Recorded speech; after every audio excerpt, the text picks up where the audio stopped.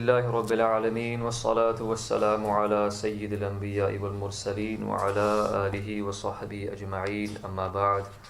درود شریف کا نذرانہ پیش کیجئے۔ صلی اللہ علی النبی الامی وآلہ صلی اللہ علیہ وسلم، صلاۃ و سلاما علیک یا سیدی یا حبیبی یا رسول اللہ صلی اللہ تعالی علیہ وسلم۔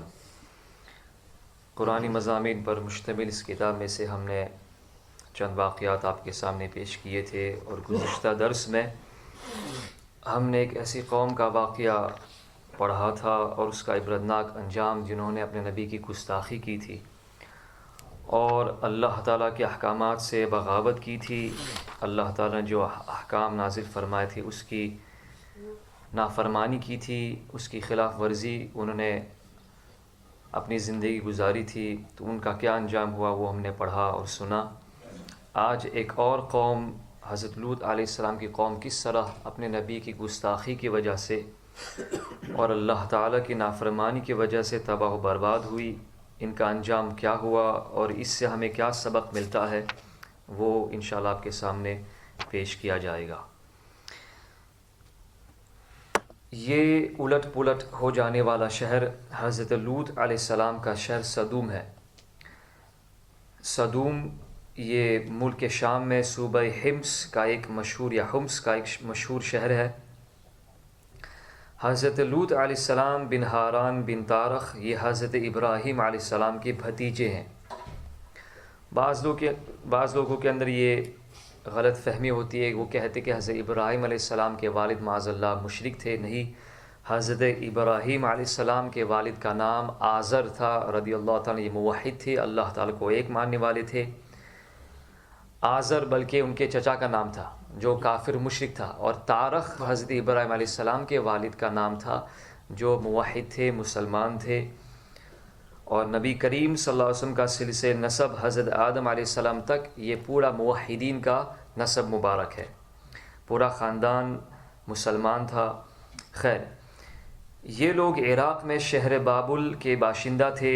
پھر حضرت ابراہیم علیہ السلام وہاں سے ہجرت کر کے فلسطین تشریف لے گئے، اور حضرت لوط علی نبینا علیہ السلام ملک شام کے ایک شہر اردن میں مقیم ہو گئے، اردن جس کو آج جوردن کہا جاتا ہے، اور اللہ تعالیٰ نے آپ کو نبوت عطا فرما کر صدوم والوں کی ہدایت کے لیے بھیج دیا۔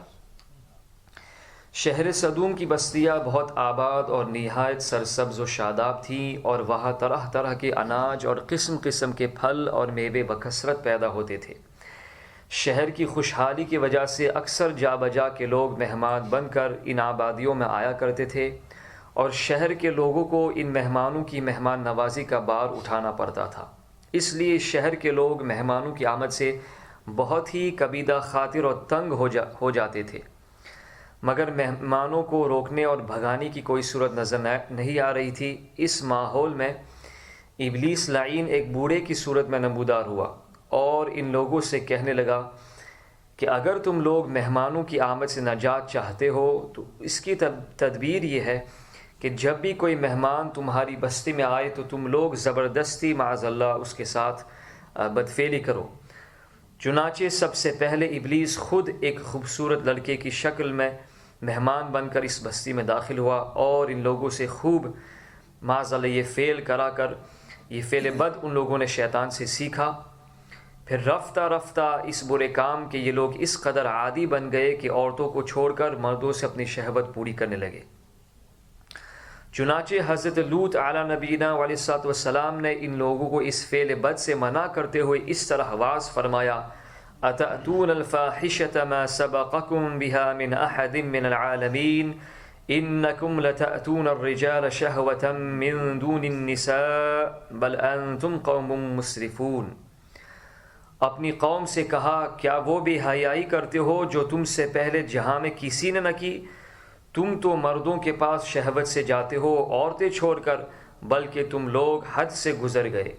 حضرت لوط علیہ السلام کی اس اصلاحی اور مصلحانہ آواز کو سن کر ان کی قوم نے نہایت بے باکی اور انتہائی بے حیائی کے ساتھ کیا کہا، اس کو قرآن کی زبان سے سنیے۔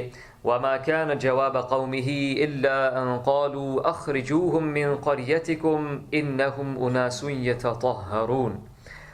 اور اس کی قوم کا کچھ جواب نہ تھا مگر یہی کہنا کہ ان کو اپنی بستی سے نکال دو، یہ لوگ تو پاکیزگی چاہتے ہیں۔ جب قوم لوط کی سرکشی اور بدفعلی قابل ہدایت نہ رہی تو اللہ تعالیٰ کا عذاب آ گیا۔ چنانچہ حضرت جبرائیل علیہ الصلوۃ والتسلیم چند فرشتوں کو ہمراہ لے کر آسمان سے اتر پڑے۔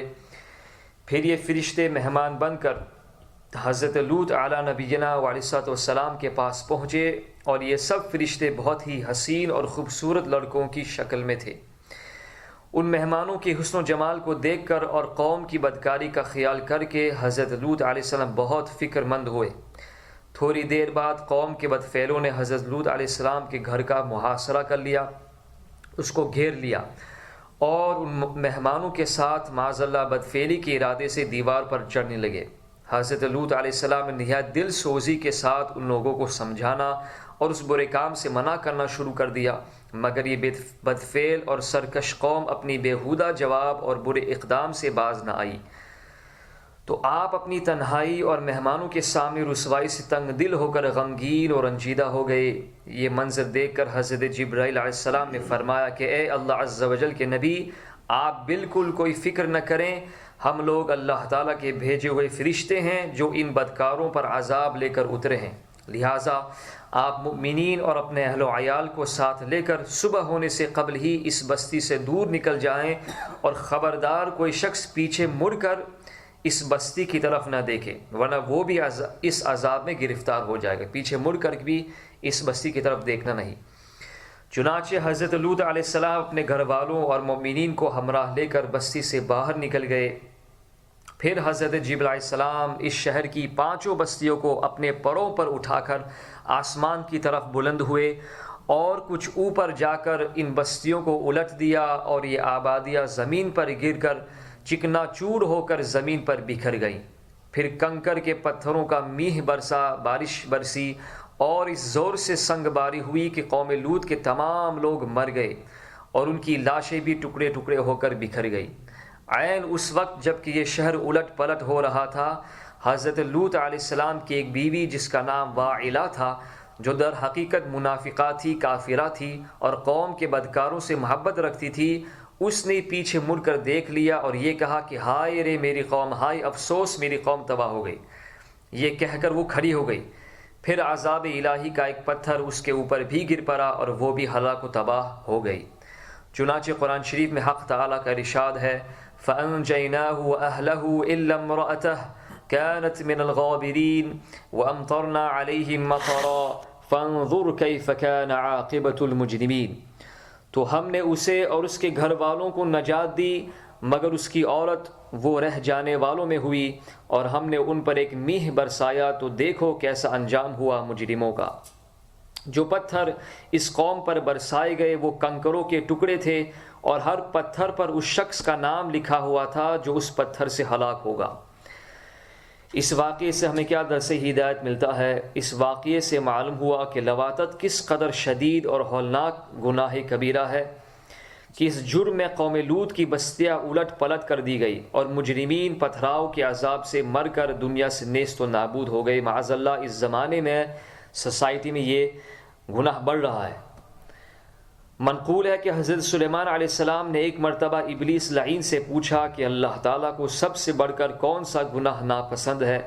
تو ابلیس نے کہا کہ سب سے زیادہ اللہ تعالیٰ کو یہ گناہ ناپسند ہے کہ مرد مرد سے بدفعلی کرے، اور عورت عورت سے اپنی خواہش پوری کرے، اور حدیث میں ہے کہ عورت کا اپنی فرج کو دوسری عورت کی فرج سے رگڑنا، یہ ان دونوں کی زناکاری ہے جو کبیرہ گناہ میں سے ہے۔ اللہ تعالیٰ ہم سب کو اس گناہ سے محفوظ و مامون فرمائے، اور اللہ تعالیٰ ہم سب کو اس قوم کی عبرتناک حالت سے اللہ تعالیٰ ہمیں عبرت حاصل کرنے کی اور سبق حاصل کرنے کی توفیق عطا فرمائے۔